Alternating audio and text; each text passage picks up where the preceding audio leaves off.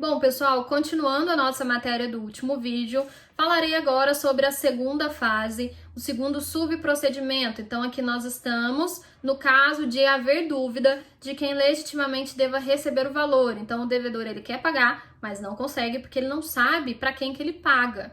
Isso pode vir a acontecer numa prova, por exemplo, ou até mesmo na vida real, quando o devedor tem que pagar para alguém. Esse alguém veio a óbito e deixou vários herdeiros, o processo de inventário ainda está em andamento, ou a gente não sabe como que está essa questão de partilha. Então, para que eu evite de pagar para alguém errado e ter que pagar duas vezes, né, ter esse ônus, eu faço essa consignação. Mas aí, esse processo, esse procedimento se dará de uma forma distinta, até mesmo pela petição inicial. Por quê? Porque aqui nesse caso, a petição inicial ela vai ser ajuizada em face de todos aqueles de que eu tenho dúvida de que devo receber. Então, se, por exemplo, aquela pessoa que faleceu deixou 5 herdeiros, eu vou colocar no polo passivo os 5 herdeiros. Isso é só um exemplo, tá? Então, sempre o polo passivo, eles serão reconhecidos como credores ou possíveis credores, potenciais credores, todas aquelas pessoas em que subsista dúvida de quem legitimamente deva receber. E aí, nesse caso, pessoal, a parte autora, que é o devedor, ele vai ter que colocar na petição inicial e explicar para o juiz o porquê que existe essa dúvida. Tá? Ele vai ter que explicar que para não correr o risco de pagar mal e pagar duas vezes, ele resolveu entrar com essa ação e que a dúvida se justifica pelo fato de XYZ. E aí o juiz vai ter que ter uma certa tolerância no recebimento dessa petição inicial. Porque se o juiz verificar que não há dúvida, o juiz vai falar, gente, mas está muito simples de entender para quem que o devedor devia pagar. Nesse caso, do juiz entender que não há dúvida, que inexiste qualquer tipo de dúvida em relação à titularidade do crédito, o juiz vai fazer o quê? O juiz vai extinguir o processo sem resolução do mérito, indeferindo a petição inicial, porque vai estar faltando o pré-requisito, né? Que o pré-requisito, no caso, é a dúvida. Então, se o juiz verificar que não existe dúvida, não existe ação, petição inepta e será extinto sem resolução do mérito. Então, havendo potenciais credores, o devedor ele vai ter que arrolar todos no polo passivo, mas não só arrolar todos no polo passivo. Ele vai ter que justificar para o juiz o motivo de sua dúvida. E esse motivo tem que ser, de fato, relevante e comprovável, pelo menos, para o magistrado, tá bom?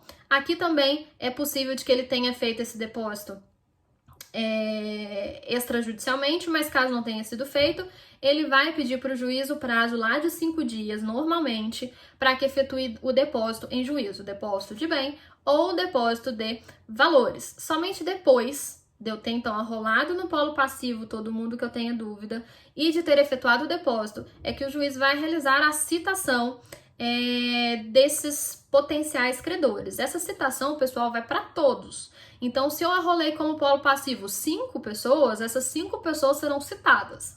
E aí podem acontecer algumas coisas de acordo com o artigo 548 do Código de Processo Civil. Imaginem que ninguém compareça, ou que só um compareça, ou que todos compareçam, ou que 2 ou 3 compareçam. E aí vai depender desse resultado para que o processo tome determinadas medidas, tá? Caso ninguém compareça em juízo, mandei lá a citação para 5 pessoas, ninguém compareceu para reclamar do valor, falar que é seu, por exemplo, ou efetuar uma possível contestação. Todo mundo se manteve inerte naquele prazo, ninguém apareceu. Pessoal, nesse caso, o processo ele será convertido em relação aos bens ou aos valores em coisas vagas. Arrecadação de coisas vagas, que é um procedimento que a gente viu lá do artigo 746 do Código de Processo Civil, quando da jurisdição voluntária. Lembra que nós falamos sobre coisas vagas? Pois bem, esse bem ou esse valor será convertido em arrecadação de coisas vagas. E aí vai obedecer o procedimento das coisas vagas, que a gente já viu, ok? Ótimo, então a primeira opção, ninguém compareceu.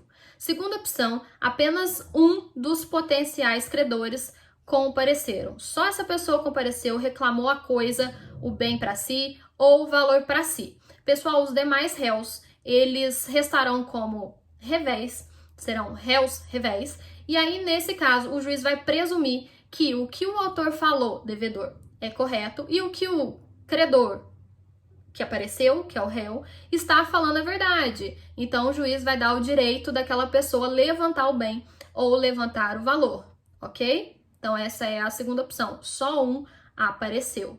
Muito bem.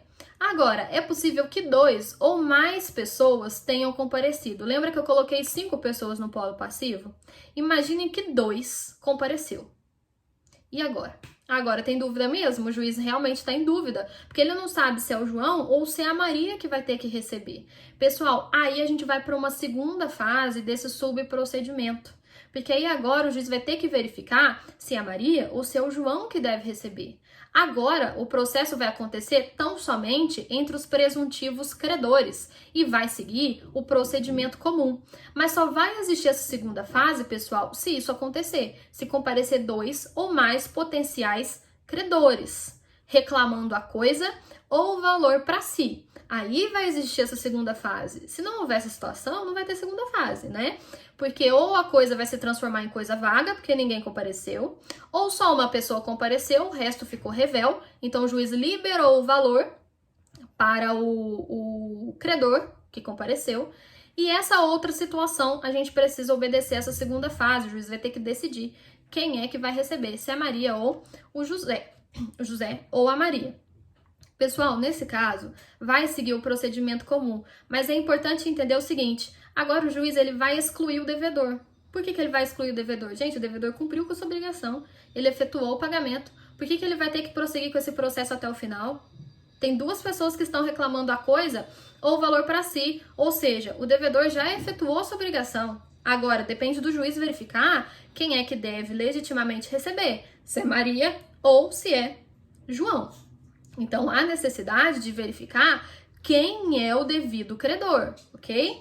Então, aí haverá um procedimento comum e o devedor, que possivelmente será o cliente de vocês, ele será excluído da ação. Agora, a ação só prosseguirá com os 2 ou os outros credores que comparecerem no processo. Vai seguir o procedimento comum e aí o juiz vai verificar quem é que deve levantar o dinheiro, se é José ou se é Maria. Então, a mesma coisa sobre questões relacionadas a provas, pode ser de ofício, pode ser requerimento, pode ser que haja audiência de instrução e julgamento, igual ao procedimento comum. Lembrando que essa segunda fase só vai acontecer se 2 ou mais pessoas comparecerem reclamando bem para si. Se isso não acontecer, o processo será extinto antes dessa segunda fase, tá bom? Então, fechamos, pessoal, aí a ação de consignação em pagamento. Esse vidinho é mais curtinho mesmo, porque é um procedimento bem mais ágil.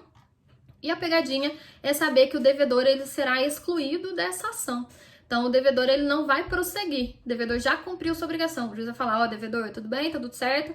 Vai com Deus. Agora eu vou resolver se é João ou se é Maria. Eles que vão ficar comigo aqui no procedimento comum agora. O devedor se exonerou da sua obrigação e não foi constituído em mora.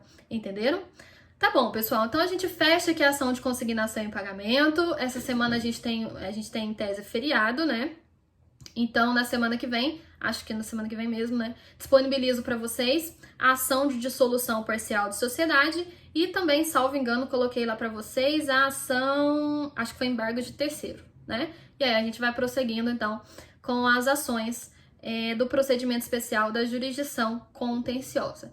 Qualquer dúvida, podem me deixar aqui embaixo do vídeo, que eu tiro essa dúvida para vocês, ou então me mandem lá no Instagram inbox, que eu também auxilio vocês nesse sentido. Tá bom? No mais, bons estudos, fiquem em casa, aproveitem aí o período de Páscoa também, tá bom? Um grande beijo e tô morrendo de saudade de vocês. Demos sorte que o Petit não se manifestou novamente aqui. Agradeço vocês pela compreensão também, tá bom? Porque hoje eu resolvi gravar em casa mesmo, não me desloquei até o escritório. Então, um grande beijo e bons estudos!